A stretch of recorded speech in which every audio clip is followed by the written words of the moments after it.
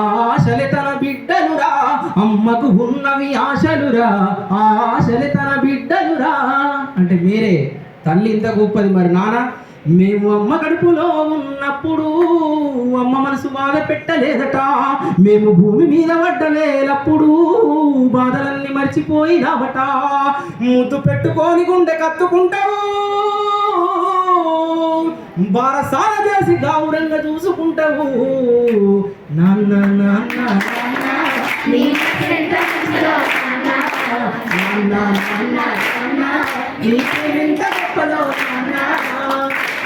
చూసిరా, అమ్మ అంత గొప్పది, నాన్న ఇంత గొప్పది, మరి భూతల్లి కూడా గొప్పదే అన్నట్టు నువ్వు వాడినా.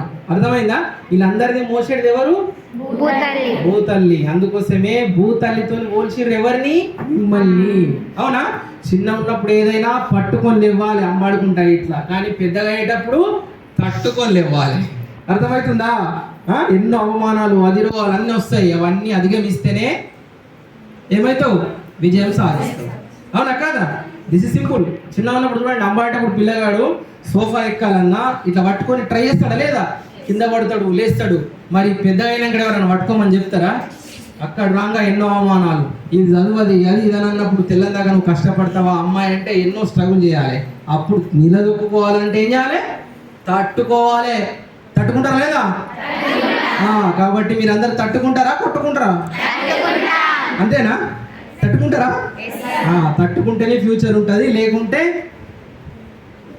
ఏమైతుంది? ఓటమి పాలైపోతుంది. విజయం పొందుతారా, ఓటమి పాలవుతారా? విజయం పొందుతాం. ఓకే.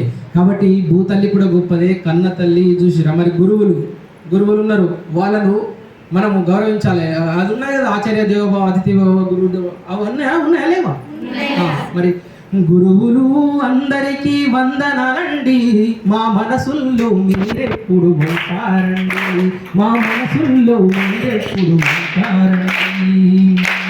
మేము తప్పటడుగు వేసినా క్రమశిక్షణ తప్పినా, తప్పటడుగు వేసినా క్రమశిక్షణ తప్పినా, దారిలో నడుపు చూపే దేవదూత మీరైతే గురువులు. గురువులు అందరికీ వందనాలండి, మా మనసుల్లో మీరెప్పుడు ఉంటారండి.